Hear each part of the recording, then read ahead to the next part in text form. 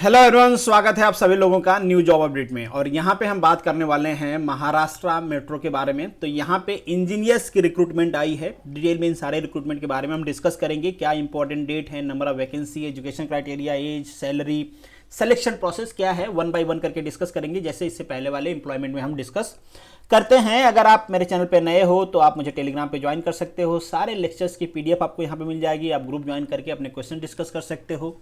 आप मुझे Instagram, Facebook और ट्विटर पे भी फॉलो कर सकते हैं। चलिए शुरू करते हैं वीडियो को और डिस्कस करते हैं कि क्या है बेसिकली एम्प्लॉयमेंट।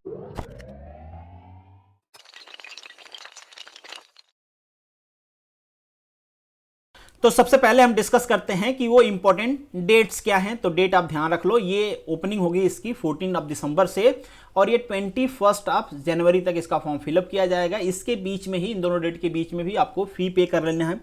ये कुछ कॉमन डाटा है, इसलिए मैंने यहाँ पे इसको रख दिया है। सबसे पहली बात कि ये महाराष्ट्र का रिक्रूटमेंट है, तो आपको ध्यान देना है कि इन तीनों फॉर्मेट में आपको मराठी आनी चाहिए। मतलब आप मराठी रीड कर पाते हो, राइट कर पाते हो और स्पीक कर पाते हो, बोल पाते हो, तभी आप अप्लाई कर सकते हो, तभी आप एलिजिबल हो। मतलब इन शॉर्ट इसका टेस्ट होगा आपका।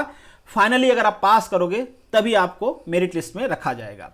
एज की अगर हम बात करें तो एज है 18 से लेके 28 और बाकी जो भी गवर्नमेंट का रिलैक्सेशन है वो आपको मिलेगा। ध्यान रखना है, ये जो मेट्रो है ना, ये स्टेट गवर्नमेंट और सेंट्रल गवर्नमेंट का जॉइंट वेंचर है। तो इसलिए पॉलिसीज जो आप यहाँ पे देखोगे केवल और केवल स्टेट की नहीं रहेगी, सेंट्रल गवर्नमेंट की भी रहेगी। अगर हम फी की बात करें तो यहाँ पे ओबीसी, जनरल, ईडब्ल्यूएस की जो फी है वो 400 रुपीज़ है। एसटी एससी के लिए जो फी है 150 रुपीज़ है। अगर आप किसी का 10, 20, 50 रुपये इसमें ज़्यादा लगे तो आप ये मत कहना कि मैंने ये बताया था। यहाँ पे जो प्रोसेसिंग फी है वो अलग से है। मतलब जो भी प्रोसेस करने की फी होती है, जितना भी बैंक चार्ज करते हैं वो अलग से है। और अब हम बात करते हैं पोस्ट की। तो जो पहली पोस्ट है that is station controller, train operator and train controller. Salary बहुत अच्छी है, 33,000 से लेके 1 लाख की बेसिक पे है आपकी। टोटल पोस्ट 56 है। यहाँ पे आप देख सकते हो कि आप कौन से कैटेगरी से बिलोंग करते हो, आपके लिए कितना सीट रिजर्व्ड है। डिप्लोमा मांगा गया है आपसे, आपका इलेक्ट्रिकल, इलेक्ट्रॉनिक्स और मैकेनिकल में डिप्लोमा होना चाहिए। एक चीज मैं पहले ही कंफर्म कर दूं, क्योंकि ऐसे वीडियोस पे बहुत सारे कमेंट्स आते हैं कि जो इक्विवेलेंट ब्रांच है वो एलिजिबल है कि नहीं। देखिए, मैं अपने तरीके से कुछ भी आपको क्लैरिफाई नहीं कर सकता हूं, बट जहां पे इक्विवेलेंट ब्रांच एलिजिबल होती है वहां पे एडवर्टीजमेंट में पहले से मेंशन होता है कि आपके पास ये ब्रांच हो या फिर इसके इक्विवेलेंट ब्रांच हो। तो यहाँ पे इक्विवेलेंट के बारे में कुछ भी मेंशन नहीं है, इसलिए जो इक्विवेलेंट ब्रांच है वो एलिजिबल नहीं है। एग्जाम्पल के लिए, जैसे यहाँ पे मैकेनिकल मांगा है तो आपके पास मैकेनिकल होना चाहिए। मैकेनिकल की जगह पे मैन्युफैक्चरिंग, प्रोडक्शन, इस टाइप का स्पेशलाइजेशन है तो आप एलिजिबल नहीं माने जाओगे। दूसरी जो पोस्ट है वो सेक्शन इंजीनियर की है, इलेक्ट्रिकल की। यहाँ पे आप सैलरी देख सकते हो 40,000 से 1,25,000 की। पोस्ट थोड़ी कम है, डेफिनेटली कम ही होती हैं। अभी तो चारों तरफ अनएम्प्लॉयमेंट है। अगर आप गवर्नमेंट जॉब की प्रिपरेशन कर रहे हो तो पोस्ट कम है, ज़्यादा है। फील करो, प्रिपरेशन करते रहो। प्रिपरेशन करते करते जब आप वो लेवल अचीव कर लोगे तो पोस्ट 1 हो, 2 हो, 4 हो, 10 हो, सिलेक्शन आपका हो जाएगा जब आप एक लेवल पे पहुंच जाओगे, जो बेसिकली जॉब पाने के लिए गवर्नमेंट का जो लेवल है जहां पे सिलेक्शन स्टार्ट होता है, मतलब कट ऑफ जो होता है वहां पे। इसके लिए आपके पास 4 ईयर का डिग्री होना चाहिए। और जो ब्रांच यहाँ पे मेंशन है, जैसे इलेक्ट्रिकल ब्रांच है तो इलेक्ट्रिकल ही चाहिए। वैसे ही आईटी की बात करें तो यहाँ पे केवल एक ही पोस्ट है आपकी ब्रांच। यहाँ पे आईटी भी चलेगी और सीएस भी चलेगी, कंप्यूटर साइंस एंड इंजीनियरिंग, या फिर कंप्यूटर इंजीनियरिंग केवल आपके ब्रांच का नाम है तो भी चलेगा, कोई प्रॉब्लम वाली बात नहीं है।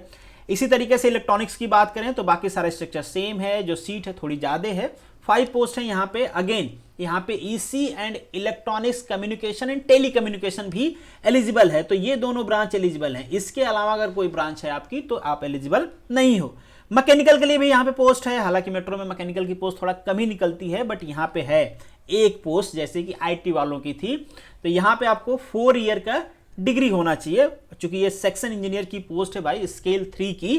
कई बार प्रमोशन लेने की, जो डिप्लोमा पे जाएंगे वो कई बार प्रमोशन लेंगे तब जाके यहाँ पे पहुंचेंगे। नेक्स्ट जो पोस्ट की हम बात करें, ये जूनियर इंजीनियर की है। अगेन जूनियर इंजीनियर में वही सारी ब्रांचेज हैं जो सेक्शन इंजीनियर में थी।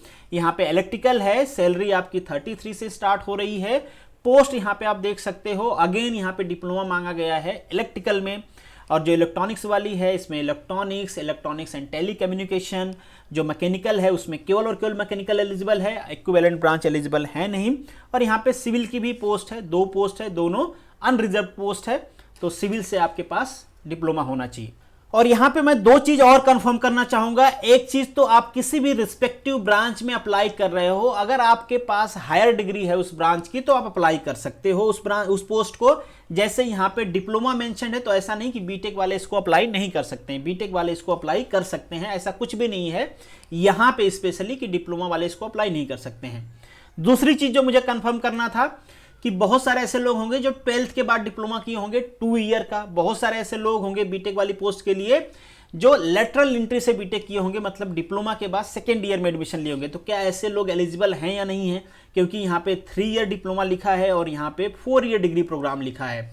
तो इसके बारे में कोई स्पेसिफिक मेंशन नहीं है आपके एडवर्टीजमेंट में, but as per my opinion, my wisdom, आप एलिजिबल हो, क्योंकि ये एक आप स्पेसिफिक प्रोसेस है एंट्री का, तो इसमें कोई प्रॉब्लम नहीं होती है। अगर आपके पास डिप्लोमा 2 डिग्री है या फिर 12th के बाद डिप्लोमा है तो भी आप एलिजिबल होते हो, प्रॉब्लम नहीं होती है।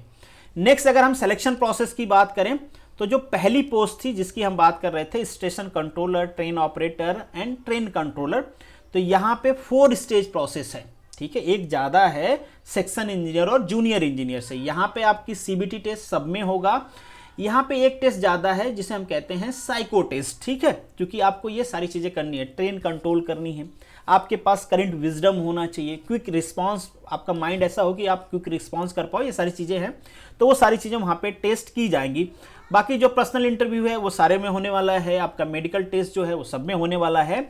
मेडिकल टेस्ट यहाँ पे एक इन्होंने कैटेगरी बनाया हुआ है, A1 category, A2 category, A3B, ये सारी चीजें आपके पुणे मेट्रो की जो वेबसाइट है वहां पे मिल जाएगी, आगे मैं आपको दिखा भी दूंगा। और जो बाकी सेक्शन इंजीनियर और जूनियर इंजीनियर की पोस्ट है, यहाँ पे 3 स्टेज हैं बेसिकली। 3 स्टेज में पहले जो आपका सीबीटी टेस्ट है, फिर पर्सनल इंटरव्यू होगा, फिर मेडिकल टेस्ट होगा। मेडिकल टेस्ट के बाद अगर आप फाइनल और फिट पाए जाते हो तो आपको जॉब दे दी जाएगी। एम्प्लॉयमेंट में ये भी एक चीज मेंशन है कि फाइनली पूरा डिसीजन जो होता है वो महाराष्ट्र मेट्रो पे डिपेंड करता है। अगर आपको कहीं पे वो अनफिट पाते हैं तो कोई भी अल्टरनेटिव पोस्ट आपको ऑफर नहीं करेंगे। ऐसा नहीं कोई कह सकता कि मेडिकल में थोड़ी सी कमी रह गई तो मुझे कोई दूसरी पोस्ट दे दो, इस टाइप की डिमांड वहां पे नहीं मानी जाएगी। और अगर हम सीबीटी टेस्ट की बात करें तो सीबीटी टेस्ट में आपके 3 पार्ट्स होंगे, और यहाँ पे जो टाइम ड्यूरेशन है आपके टेस्ट का वो 2 आवर का होगा। फर्स्ट पार्ट में आपका मराठी टेस्ट किया जाएगा, टोटल नंबर ऑफ क्वेश्चन यहाँ पे 15 होंगे, और यहाँ पे आपको मिनिमम 40% मार्क्स स्कोर करने होंगे, तभी आप पार्ट 2 और पार्ट 3 के चेक के लिए एलिजिबल होंगे।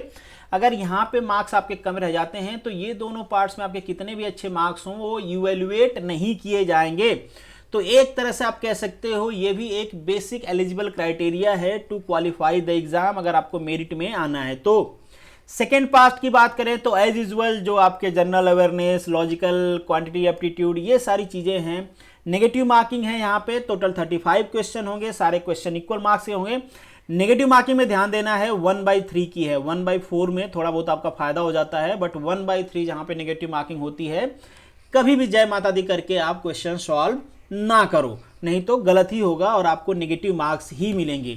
अगर हम थर्ड पार्ट की बात करें तो थर्ड पार्ट जिस ब्रांच से आपने फिलअप किया है उस ब्रांच का ये स्पेशलाइज्ड टेस्ट है। यहाँ पे टोटल 100 क्वेश्चन होंगे, सारे क्वेश्चन इक्वल मार्क्स के होंगे। यहाँ पे भी नेगेटिव मार्किंग है 1/3 की, तो यहाँ पे भी आपको जय माता दी नहीं करना है। हालांकि इसका वेटेज ज़्यादा है तो आपका जो रिस्पेक्टिव ब्रांच है उस पर भी फोकस करना है, और जो जनरल की चीज़ें हैं वो आपको तो पढ़ना ही पढ़ना है। नियर अबाउट हर एग्जाम में, चाहे वो टेक्निकल हो, नॉन टेक्निकल हो, उस टाइप के क्वेश्चन पूछे ही जाते हैं। अब ये देख लो, आपको पार्ट 1 केवल क्वालिफाइंग है, आपको लैंग्वेज में 40% मार्क्स चाहिए, बस दैट्स इट। उसके मार्क्स मेरिट में कंसीडर नहीं किए जाएंगे।